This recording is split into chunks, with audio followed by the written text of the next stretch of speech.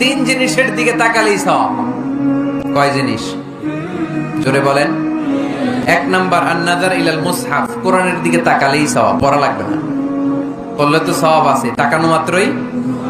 দুই নাম্বার আন-নাযার ইলা ওয়াজহিল ওয়ালিদাইন, মা বাবার চেহারা,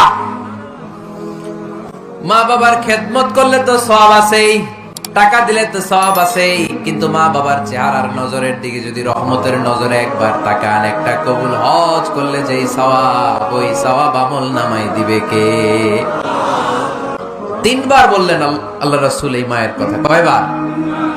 আল্লাহর হাবিব বললেন মা মা মা, তারপরে মা কয়বার? বাবা কয়বার? তার মানে ইসলাম মাকে দিয়েছে স্বর্ণ পদক, ইসলাম মাকে দিয়েছে রৌপ্য পদক, ইসলাম মাকে দিয়েছে ব্রোঞ্জ পদক, বাবাকে দিয়েছে সান্ত্বনা পুরস্কার। ঠিক কিনা?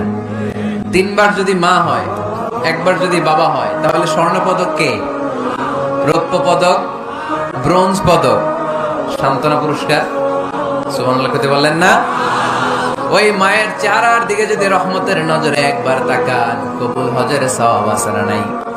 তাহলে এক নাম্বার কোরআনের দিকে নজর করলে সওয়াব, দুই নাম্বার মা বাবার চেহারার দিকে নজর করলে সওয়াব, তিন নাম্বার আল্লাহর কাবা ঘরের গিলাফের দিকে যখন নজর করে তাকাবেন, 20টা রহমত নাজিল করবে কে?